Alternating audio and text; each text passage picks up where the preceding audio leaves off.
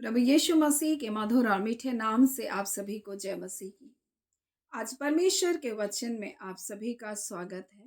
परमेश्वर पिता आज अपने वचनों के द्वारा आप सभी को बहुत आयत से आशीष को दे। पिता परमेश्वर आज अपने वचनों के द्वारा आपसे बोले और बातचीत करें। हम फिलेमोन के नाम पौलुस प्रेरित की पत्री को अध्ययन कर रहे हैं और आज जब हम 8 से आगे हम देखेंगे तो यह इस प्रकार से 15-16 में इस प्रकार से पौलुस फिलेमोन से एक विनती को कर रहा है, एक निवेदन कर रहा है और कह रहा है, तो उनेसिमुस को एक दास के समान नहीं परंतु एक भाई के समान स्वीकार कर, एक भाई के समान उसको अपना ले। और मसीह यीशु में विश्वास करने के द्वारा ये सही बात भी है जो वो फिलेमोन से कह रहा है कि क्यों एक मसीह विश्वासी होने के नाते उसे यही कार्य को करना चाहिए। परंतु ये फिलेमोन के लिए इतना सरल नहीं था, फिलेमोन के लिए इतना आसान नहीं था। मैं आपको बता दूं क्यों आसान नहीं था।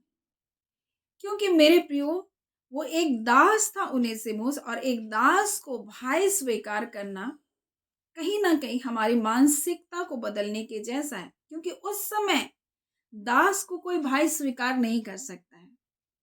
और आज भी मेरे प्रियो, हम सब इस समाज में और संस्कृति में कई प्रकार के मानसिक रूप से हम बंधे हुए हैं। कई प्रकार से मानसिक बंधुआई हम सबके जीवन में, समाज को लेकर के, संस्कृति को लेकर के, किसी रीति विधि को लेकर के हम आज भी कहीं ना कहीं मानसिक बंधनों में बंधे हैं।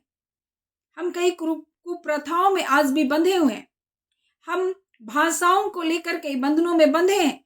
हम जातियों को लेकर कितने प्रकार के भेदभाव में आज भी पड़े हुए हैं।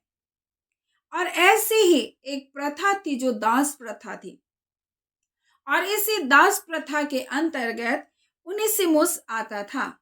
और इस कारण कि वो उसको छोड़ करके वो दास निकल कर चला गया, वो दंड के अधीन था। परंतु यहाँ पौलुस प्रेरित उसके लिए एक आज्ञा को दे रहा है और कह रहा है, मैं बूढ़ा प्रेरित हूं, बोल रहा है। और वो कैद में जन्मा हुआ मेरा एक बच्चा है, कर रहा है, एक रिश्ते को बता रहा है। वो बता रहा है कि वो एक मेरे बच्चे के समान है और तू उसे अपने भाई के समान क्या कर, स्वीकार कर। क्योंकि वो कहता है, यद्यपि मुझे मसीह में बड़ा साहस है कि जो बात ठीक है उसकी आज्ञा तुझे दूं। क्योंकि वो बड़ बुजुर्ग प्रेरित है और उसकी प्रेरिताई का ही परिणाम फिलेमोन है, और फिलेमोन को वो आज्ञा दे सकता है। और वो कहता है, यद्यपि मुझे मसीह में बड़ा साहस है कि जो बात ठीक है उसकी आज्ञा दूं। आप देखिए पौलुस प्रेरित के जीवन को देखिए। जब पतरस यहूदी और गैर अन्य जातियों के साथ जब गलत व्यवहार कर रहा था, पौलुस उसका मुंह पर सामना किया और उसने कहा तो ये गलत कर रहा है, यहूदियों के साथ अलग व्यवहार कर रहा है और जो अन्य जाति से मसीह में आए उनके साथ अलग व्यवहार कर रहा है। और पौलुस इस बात का मुंह में सामना किया, उसको बताया। यानी वो साहसी था, गलत को गलत कह सकता था, वो डांट सकता था, वो फटकार सकता था, वो आज्ञा दे सकता था, वो उपदेश दे सकता था, वो निर्देशित कर सकता था। लेकिन उसने इस कदम को नहीं अपनाया, परंतु एक अलग तरीके का उसने इस्तेमाल किया। और जो हमें दिखाता है कि क्यों पौलुस एक प्रभावशाली अगुवा है, क्योंकि उसने आज्ञा ना दे करके प्रेम के रास्ते का चुनाव किया। एक बुजुर्ग होकर के, एक बुजुर्ग प्रेरित होकर के वो एक छोटे से अपने विश्वासी भाई को क्या कर रहा है, निवेदन कर रहा है। कलीसिया का पासवान अपने कलीसिया के किसी सदस्य से हाथ जोड़कर अगर निवेदन करे और कहे कि आप कृपा करिए मेरे लिए कर दीजिए, तो कलीसिया का सदस्य क्या करेगा? नहीं नहीं पास्टर जी, आप ऐसा मत कहिए, मैं तो इसको ऐसे भी करूंगा। वो उसको आज्ञा ना दे करके एक निवेदन कर रहा है। यानी कहीं ना कहीं वो एक ऐसे वातावरण का निर्माण कर रहा है जो प्रेम पूर्वक है, और जहां वो उनेसिमुस के प्रति जो विचार है फिलेमोन के अंदर, उस विचार को बदल सके। क्योंकि वो जानता है कि फिलेमोन इस प्रथा से निकलना जरूरी है। फिलेमोन को इस मानसिकता से, जो दास और उसके बीच में जो भेदभाव है, उससे निकलना जरूरी है। आज मेरे प्रियो, इस वचन के द्वारा में परमेश्वर क्या बताना चाहता है? आज हम सब मसीह हैं, हम मसीह में एक हैं, लेकिन आज भी हम ऐसी भावनाओं, ऐसे विचार, ऐसी मानसिकता के बंधन में हो सकते हैं। और पौलुस प्रेरित इसी बात से उसको निकालने के लिए वो निवेदन कर रहा है। वो उसको बता रहा है कि तुम्हें इन बातों से तुमको निकलने की आवश्यकता है। वो हमारा एक भाई है, वो मेरा एक संतान है, वो बता रहा है, वो मेरा एक बच्चा है, वो कह रहा है। और इसी बात को गलाती 3 में लिखा हुआ है, और तुम में से जितनों ने मसीह में बपतिस्मा लिया उसने मसीह को पहन लिया। अब ना कोई यहूदी रहा, ना यूनानी, ना कोई दास, ना स्वतंत्र, ना कोई नर, ना नारी, क्योंकि तुम सब मसीह यीशु में एक हो। मेरे प्रियो, परमेश्वर मनुष्य के बीच में भेदभाव नहीं करता। वो किसी का भेदभाव नहीं करता, किसी का पक्षपात नहीं करता, परंतु हर एक जो परमेश्वर से डरता है, परमेश्वर का आदर करता है, परमेश्वर को भाता है। लेकिन हम मनुष्य आज कहीं ना कहीं इस प्रकार के मानसिकताओं में बंधे, जिस प्रकार से फिलेमोन बंधा हुआ था, और इस कारण कि उसका दास उसके प्रति कुछ गलत करके निकल गया, भागा था, उसको दंड दे सकता था, इतना तक कि उसको मृत्यु का दंड भी ठहरा सकता था। परंतु पौलुस प्रेरित आज्ञा ना दे करके इस बात को प्रेम पूर्वक निवेदन करके उसके प्रति उसे बता रहा है कि तुझे भाई के समान स्वीकार कर। उसको बताना चाह रहा है कि जब हम मसीह में हैं तो हम एक हैं, हम अलग नहीं हैं। और जब एक व्यक्ति मसीह में है तो हम एक दूसरे के अपराध को क्षमा करना चाहिए, इनको भाई के जैसा स्वीकार करना चाहिए। इस बात को पौलुस प्रेरित उसके हृदय में बैठाना चाहता था, उसके अंदर उस बदलाहट को लाना चाहता था, उसके विचारों को बदलना चाहता था। क्योंकि जब तक विचार नहीं बदलेंगे मेरे प्रिय, लोग एक दूसरे को स्वीकार नहीं कर सकते। और ये ऐसे नहीं होगा कि आप किसी को बोल दे और वो सुन लेगा आपकी बात। और जानता था इस बात को, इसीलिए पौलुस एक सामर्थ्यशाली एक अगुआ के रूप में, एक प्रभावशाली अगुए के रूप में था। और इसलिए वो जानता था किस प्रकार से मुझे लोगों से नम्र निवेदन करना है, किस प्रकार से मुझे लोगों से बातचीत करना है, ताकि वो उसको बता सके कि उसे इस बात से निकलने की आवश्यकता है। यहाँ परमेश्वर का वचन कहता है, अब ना कोई यहूदी रहा, ना कोई यूनानी, ना कोई दास, ना कोई नर, ना नारी, क्योंकि तुम सब मसीह यीशु में एक हो। परमेश्वर का वचन कहता है हम सब एक हैं। यीशु मसीह के जीवन से हम इस बात को सीख सकते हैं। जब यीशु मसीह सामरिया में गया तो सामरिया के नगर के ठीक बाहर में वो एक कुएं के पास बैठ गया। और इस प्रकार से यहाँ पर जब हम यूहन्ना में पढ़ते हैं तो इस प्रकार से लिखा हुआ है, और जो लिखा है कि इसलिए वह सुखार नामक सामरिया के एक नगर तक आया, और जो उस भूमि के पास था जिसे याकूब ने अपने पुत्र यूसुफ को दिया था, उस नगर तक आया। नगर में प्रवेश नहीं किया, लेकिन उस नगर तक अपने संदेश को पहुंचाने के लिए उसने ऐसी स्त्री का चुनाव किया जो पापिन स्त्री है। और इस स्त्री से यीशु मसीह बातचीत किया जो 5 पति कर चुकी थी। और यीशु ने कहा जब अपने पति को बुला ला, तो कहती मैं तो बिना पति क्यों। यीशु ने उससे क्या कहा, तू ठीक कहती है, बोल रहा है कि उसने कहा तू ठीक कहती है कि मैं बिना पति, क्योंकि तू 5 पति कर चुकी है, और अब लिखा है और जिसके पास तू है वो भी तेरा पति नहीं है। और यीशु मसीह ने उससे बातचीत किया, और बातचीत करते हुए इस बात को प्रकट किया कि यीशु वो मसीह है जो उनका उद्धार करता है। इस बात को जानने पर उस कुएं के पास अपने घड़े को छोड़कर नगर में दौड़ी चली गई उस सुसमाचार को लेकर के। और यीशु मसीह बताना चाहता था कि इस सुसमाचार को लेकर जाने वाला कोई भी हो सकता है, किसी को भी मैं चुन सकता हूं, किसी से भी मैं बातचीत कर सकता हूं, किसी को भी मैं भेज सकता हूं।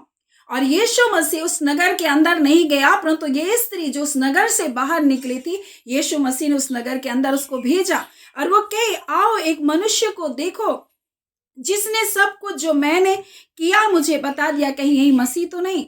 और जब स्त्री गई, लोग उसकी बात सुनकर नगर से बाहर आए, और जब बाहर आए तब उन्होंने यीशु को देखा, और लोगों ने यीशु को अपने नगर में बुलाया, और जब वो वचन को सुने विश्वास किया। और इस प्रकार से लिखा है, और उसके वचन के कारण बहुत से लोगों ने विश्वास किया। और उस स्त्री से कहा जो सुसमाचार लेकर आई थी कि कोई देखो मसीह तो नहीं आ गया, उससे कहने लगा अब हम तेरे कहने पर विश्वास नहीं करते, क्योंकि हमने आप सुन लिया और जानते हैं यही सचमुच जगत का उद्धार करता है।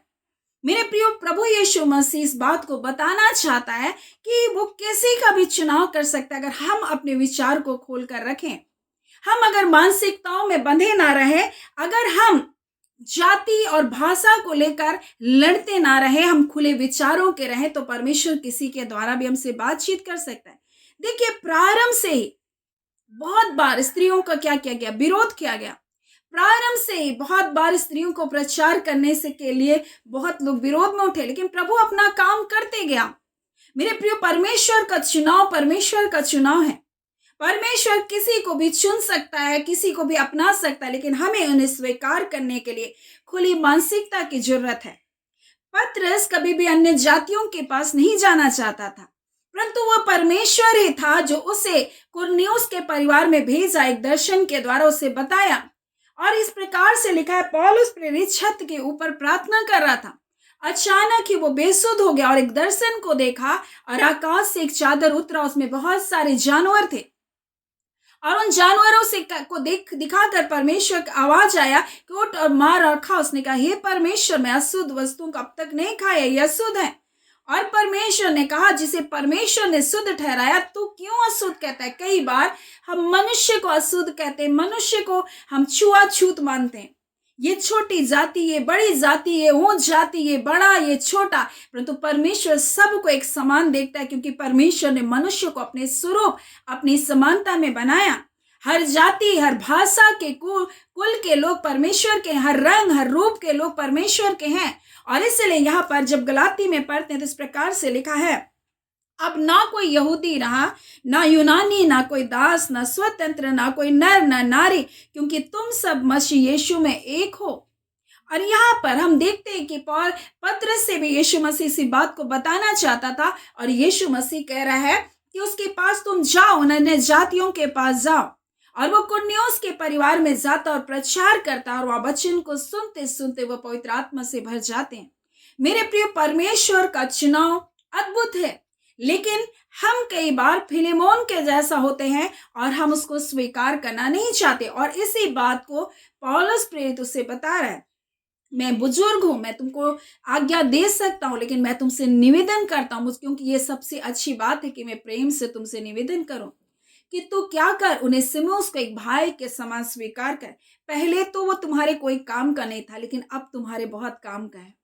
मैं तो चाहता हूं कि मेरे साथ रहे, लेकिन मैं ये नहीं चाहता कि मैं तुम्हारे बिना जानकारी का या बिना तुम्हें बताए मैं इस कार्य को करूं। मेरे प्रियो, मैं आपको बता दूं, पौलुस प्रेरित एक प्रभावशाली अगुवा क्यों हुआ? क्योंकि वह अधिकार का इस्तेमाल नहीं करके वो निवेदन करने वाला भी था। जहां इसलिए कहता है, मैं जानता हूं, मैं बढ़ना भी जानता हूं, मैं घटना भी जानता हूं, मैं भूखा रहना भी जानता हूं, बोलता है।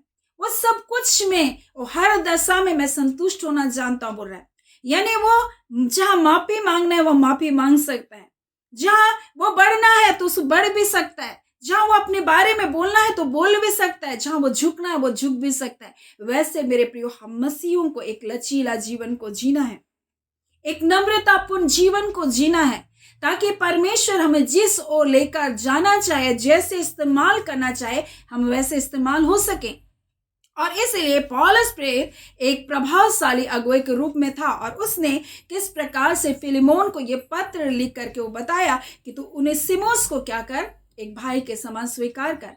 और इसलिए वो प्रेम पूर्वक आग्रह किया, और उसको पहले धन्य, उसके लिए उसके कामों की प्रशंसा की, ताकि वो एक ऐसा वातावरण को उत्पन्न करे जिससे वो उसकी बातों को ध्यान से समझ सके। आज्ञा देता तो मान जरूर लेता, लेकिन कहीं ना कहीं उसके विचार नहीं बदलते, उसकी भावनाएं नहीं बदलती, लेकिन उसके विचारों को, उसके भावनाओं को भी बदलना जरूरी था, ताकि वो सहर्ष उन्हें सिमोस को अपने गले लगा सके। जब तक मनुष्य के विचार, मनुष्य की सोच नहीं बदलेगी मेरे प्रियो, तब तक वो कभी भी किसी को गले नहीं लगा सकता, अपने स्वीकार नहीं कर सकता। उसे जानने की आवश्यकता थी कि हम सब मसीह यीशु में एक हैं, हम मसीह में एक हो चुके हैं। और इस प्रकार से गलाती 3 में लिखा है, और जिन्होंने लिखा है, और तुम में से जितनों ने मसीह का बपतिस्मा लिया, उसने मसीह को पहन लिया। यानी हम अगर किसी व्यक्ति के जो मसीह, हम उसकी अवहेलना करते हैं, मसीह की अवहेलना करते हैं, क्योंकि उसने मसीह को पहना है। हम किसी को तुच्छ जान रहे हैं तो हम परमेश्वर को ही तुच्छ जान रहे हैं। किसी को सता रहे हैं, हम इसलिए सता रहे हैं कि वो हमारी जाति का नहीं है, हम उसके विरोध में बोल रहे हैं, तो हम दरअसल मसीह को ही हम सता रहे हैं। मेरे प्रियो, पौलुस प्रेरित ऐसा ही था। जब वो साउल था, वो सोच रहा था मैं परमेश्वर की सेवा कर रहा हूँ, और मसीहों को क्या कर रहा था, मार रहा था। तब यीशु मसीह जब दर्शन दिया तो कहता, तू मुझे क्यों सताता है मेरे प्रियो। उसने कहा, मैं तुझे कैसे सता रहा हूं, बोल रहे हैं। जो छोटे लोगों को हम सताते हैं, हम जो परमेश्वर के लोगों को सताते हैं, जो दूसरों को तुच्छ जानते हैं, दरअसल हम परमेश्वर को कहीं ना कहीं तुच्छ जानते हैं। हम परमेश्वर की बनाई हुई सृष्टि हैं, और जब लोग आपको तुच्छ जानते हैं, जब आपको निकृष्ट जानते हैं, जब आपके बारे में बुरा भला कहते हो, परमेश्वर को बुरा लगता है। और इसलिए इसका वचन कहता, अब ना कोई यहूदी रहा ना यूनानी, ना कोई दास न स्वतंत्र, ना कोई नर ना नारी, क्योंकि तुम सब मसीह यीशु में एक हो। और इसी बात को वो फिलेमोन को बताना चाह रहा था, और वो कह रहा था, अब उनेसिमुस तुम्हारा दास नहीं है, भाई के समान है। मेरे प्रियो, आज परमेश्वर अपने वचन के द्वारा हमें बताना चाहता है, हम सब मसीह में एक हैं। इस बात को कभी भी ना भूलें, और इसलिए कभी भी हम आप अंदरूनी भाग में हम एक दूसरे के ऊपर टीका टिप्पणी ना करें, एक दूसरे को नीचा ना करें, एक दूसरे की अवहेलना ना करें, एक दूसरे को तुच्छ ना जाने, क्योंकि हम सब मसीह यीशु में एक हैं। सो परमेश्वर पिता इन वचनों के द्वारा आप सभी के जीवन को बहुत आयत से आशीष को दे। आमीन। हम प्रार्थना करेंगे। धन्यवाद देते हैं जीवते सच्चे सामर्थी पिता परमेश्वर, प्रभु यीशु के नाम से अब आपके पास आते हैं। आज के सुंदर दिन, सुंदर समय के लिए पिता आपका धन्यवाद देते हैं। जीवतों किस भूमि में जीवित रखा, स्वस्थ रखा, भला चंगा जीवन दिया। तमाम विपरीत हालातों परिस्थितियों में परमेश्वर आपने अपने धर्म मैदानी हाथ से हमें थामे रहा। प्रभु आप हमारी दृढ़ चट्टान बनकर हमारे साथ है। प्रभु जी आप हमारे सनातन की जीवित चट्टान है। प्रभु जी आप अपने बच्चों की आड़ और ढाल हैं पिता, और निश्चय करके परमेश्वर पिता आज के वचन के द्वारा अपने लोगों से आपने बोला और बातचीत किया। अगर किसी भी गलत विचारधाराओं में, भावनाओं के बंधनों में बंधे, ऐसे सारे बंधन टूटने पाए प्रभु जी, और जानने पाए हम मसीह यीशु में एक हैं। पिता हम प्रार्थना करते, जितने रोग दुख बीमारी में, नाना प्रकार के दर्द और पीड़ाओं में, यीशु आपके नाम के द्वारा इसी घड़ी आजादी को पाने पाए। खुदान परमेश्वर हम एक एक जनों को ब्लेस करते हैं पिता परमेश्वर। आपकी कुशलता, आपकी सुरक्षा, आपकी भलाई आपके बच्चों के जीवन का भाग है। हाँ पिता परमेश्वर, और मसीह यीशु में आपके लोग जीवन से बढ़कर है प्रभु। प्रभु यीशु मसीह आप आए इसलिए कि हम बहुत आयत के जीवन को पाए प्रभु, उस अबंडन लाइफ को प्रभु जी आप देने के लिए आए प्रभु जी। आपके बच्चों के जीवन से तमाम प्रकार की घटी और कमी, निराशा की सारी बातें यीशु के नाम से जाती रहे, और जो बातें आपके बच्चों को आपके प्रेम से अलग करने के लिए पिता, हाँ पिता, परीक्षाओं के रूप में आ रही है प्रभु, वो सारी बातें यीशु के नाम से नष्ट होने पाए पिता। और प्रभु अपने लोगों को उन परीक्षाओं से आपके ऊपर आप विजय को दीजिए पिता। हम प्रार्थना करते परिवार के अंदरूनी गड़बड़ियों को प्रभु आप दूर कीजिए। हर प्रकार के लड़ाई झगड़े, कड़वाहट, मनमुटाव प्रभु जी, हाँ पिता परमेश्वर, ऐसी सारी बातों को जो शत्रु ने परिवारों के ऊपर बीज को बो रखा, वो सारे बीज यीशु आपके नाम से नष्ट होने पाए, और खुदान परमेश्वर पिता आपका महान कार्य परिवारों के बीच में प्रकट होने पाए। मेल मिलाप, आपका मेल मिलाप का आत्मा, आपका प्रेम का आत्मा आपके बच्चों के जीवन में राज्य करने पाए पिता परमेश्वर। प्रभु जी परिवार में एकता हो, कलीसियाओं में एकता हो, मेल मिलाप हो। खुदान परमेश्वर प्रभु जी आपका धन्यवाद देते हैं। आपके एक एक दासियों को परमेश्वर जो आपके वचनों की सेवकाई करते हैं प्रभु जी, आप उन्हें और भी परमेश्वर अपने नाम की महिमा के निमित्त परमेश्वर प्रभु इस्तेमाल कीजिए। खुदान परमेश्वर मेरे एक एक प्रिय व्यूवर्स पिता, माता पिता, हाँ पिता, बुजुर्ग माता पिता परमेश्वर, भाई बहन, बच्चे, जवान, बेटे बेटियों को हम सभी को आपके हाथों में देते हैं। आपकी अद्भुत सुरक्षा में रखें, और दिनों दिन आपके प्रेम में, आपके अनुग्रह में, आपके वचन की सामर्थ में वो बढ़ते चले जाए प्रभु जी। धन्यवाद पिता, आपने प्रार्थना सुना, प्रार्थना यीशु के नाम से हम मांगते हैं। दया सुने, अनुग्रह से ग्रहण कर लीजिएगा। आमीन। परमेश्वर पिता आप सभी को बहुत आयत से आशीष को दे। आमीन।